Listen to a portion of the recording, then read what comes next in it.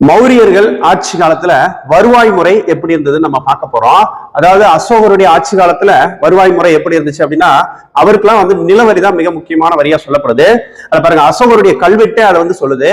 அதாவது லும்பினி கல்வெட்டு இருக்கு இல்லையா, அசோகருடைய லும்பினி கல்வெட்டு, அந்த லும்பினி கல்வெட்டு தான் பாலி பாகான்னு சொல்லிட்டு ரெண்டு வரிகளை பத்தியும் சொல்லுது.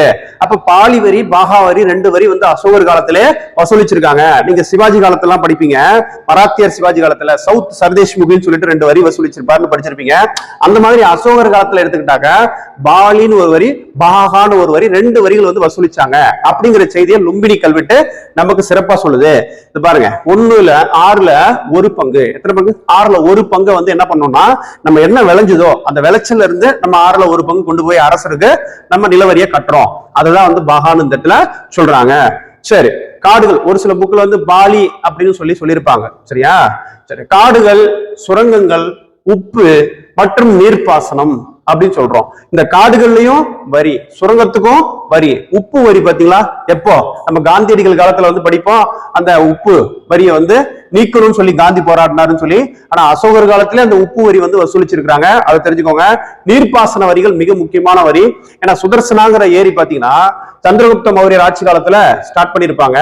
அதே சமயம் அசோகருடைய ஆட்சி காலத்துல முடியும், அதனுடைய பணிகள் நிறைவடையும் சொல்லுவாங்க. அந்த சுதர்சனா ஏரி மிக முக்கியமான ஏரி.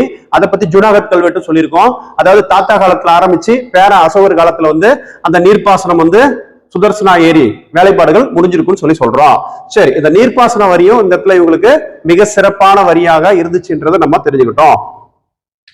இந்த வசூலிக்கிற அந்த வருவாய என்னதான் பண்ணாங்க அப்படின்னு கேட்கும்போது, இந்த ராணுவத்திற்காக செலவு பண்ணிருக்காங்க. அரசு அதிகாரிகளுக்கு ஊதியமாக கொடுத்திருக்கிறாங்க. இந்த இடத்துல அரசு அதிகாரிகளுக்கு ஊதியமாக கொடுத்தாங்க அப்படின்னு சொல்லும்போது, கிட்டத்தட்ட அரசு அதிகாரிகளா இருக்கட்டும், அந்த புரோகிதரா இருக்கட்டும், அந்த ராணுவ தளபதிகளா இருக்கட்டும், அமைச்சர்களே தலைமை அமைச்சர்களா இருக்கட்டும், அவங்களுக்கு எல்லாம் பாத்தீங்கன்னா 48,000 பணம் கொடுத்தாங்கன்னு சொல்லி அர்த்த சாஸ்திரத்துல சாணக்கியர் சொல்லியிருக்கிறாரு.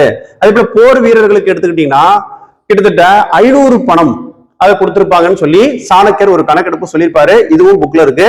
சரி, இந்த மாதிரி அவங்க அதிகாரிகளுக்கு ஊதியம் கொடுத்திருக்காங்கன்றது நமக்கு நல்லா தெரியுது. அறக்கட்டளைகளுக்கு செலவு பண்ணிருக்கிறாங்க. நீர்ப்பாசன திட்டங்களுக்கு அந்த காசை செலவு பண்ணிருக்கிறாங்க. ரோடு போட்டு கொடுத்திருக்காங்க. அசோகர் காலத்துல சாலைகள் அமைத்து தரப்பட்டது. மௌரியர்கள் ஆட்சி காலத்துல சாலைகள் மிக சிறப்பாக அமைத்து தரப்பட்டது. அப்ப பொதுப்பணிக்காகவும் அந்த காசை எடுத்து பயன்படுத்திருக்காங்கன்றது நமக்கு நல்லா தெரிஞ்சிருக்கு. 11th ஸ்டாண்டர்ட்ல எடுத்துட்டீங்கன்னா அதுலயும் வருவாய் ஆதாரம் கொடுத்திருக்கிறாங்க. மௌரியர்கள் ஆட்சி காலத்துல வருவாய் ஆதாரம்னு கேட்டாலே வேளாண்மை துறை தான் மிக முக்கியமான வருவாய் அவங்களுக்கு கொடுத்தது. அந்த வேளாண்மை உற்பத்தியை அந்த இடத்துல சேமிச்சு வச்சாங்க. மௌரியர்கள் ஆட்சி காலத்துல அந்த விவசாய உற்பத்தியை சேமிச்சு வைக்கிறதுக்காக சேமிப்பு கிடங்குகள் இந்த இடத்துல குறிப்பா அமைச்சிருக்கிறாங்க. அதே போல சந்தைப்படுத்துதல்ல மிக முக்கியமான கட்டுப்பாடு அந்த மௌரிய பேரரசு விதிச்சிருக்குது. அந்த சந்தைகள், கட்டுப்படுத்தப்பட்ட சந்தைகள், அது ரொம்ப முக்கியமானது. இந்த இடத்துல சொல்றாங்க, அந்த கட்டுப்படுத்தப்பட்ட சந்தைகளை பத்தி எந்த நூல் சொல்லுது அப்படின்னா, அந்த அர்த்த சாஸ்திரம் நூல் பரிந்துரைக்குது. அந்த சந்தைப்படுத்துதல்ல அரசனுடைய கட்டுப்பாடு இருக்கணும் அப்படிங்கிற விஷயத்தையே அர்த்த சாஸ்திரம், சாணக்கியருடைய அர்த்த சாஸ்திரம் நமக்கு பரிந்துரைச்சு சொல்லுது. இப்ப நிலவரி நமக்கு தெரியும், நீர்ப்பாசன வரி அதுவும் தெரியும், வசூலிக்கிறாங்கன்னு. அது மட்டும் இல்லாம நகர்ப்புறத்தில் இருக்கக்கூடிய வீடுகள் என்ன பண்றாங்கன்னா வீட்டு வரியை கட்டுறாங்க. அடுத்தது வணிகத்துக்காக எடுத்து செல்றாங்க இல்லையா பொருட்கள். அப்ப அந்த பொருட்கள் வேற இடத்துக்கு எடுத்துக்கிட்டு போகும்போது அங்க என்ன பண்ணுவாங்க, சுங்க வரியும் நுழைவு வரியும் வசூலிப்பாங்க. நாணயம் அச்சடித்தல், அரசு நடத்தக்கூடிய வணிகங்கள் மீதான லாபம் ஆகியவற்றின் மீது சுங்கம் வரி மற்றும் நுழைவு வரி, இது எல்லாமே வசூலிக்கிறாங்கன்னு சொல்றாங்க. இந்த இடத்துல அசோகர் காலத்துல, அதாவது மௌரியர் ஆட்சி காலத்துல நிலம் அரசருக்கு தான் சொந்தமானது. அப்படி பார்க்கும்போது அப்ப காடுகள் எல்லாமே அரசருக்கு தான் சொந்தமானது.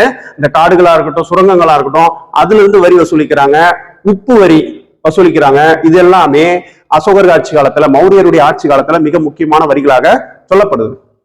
மௌரியர் ஆட்சி காலத்துல வருவாய் நிர்வாகம் பத்தி 12th எத்திக்ஸ் புக்ல பாருங்க, பேஜ் 88. சரிங்களா? அதுல இருக்கு பாருங்க. இந்த இடத்துல விளைச்சல்ல 1/6 பங்கு நம்ம சொல்றோம்ல, அதுதான் நிலவரியா கட்டுறோம் ஃபர்ஸ்ட். அடுத்ததா நீர்ப்பாசன வரியும் இந்த இடத்துல மிக முக்கியமான வரியா சொல்லப்படுது. அடுத்தது 3 இங்க பாருங்க, படகு வரி சொல்லிருக்காங்களா. அடுத்தது வன வரின்னு சொல்லியிருக்காங்க பாருங்க.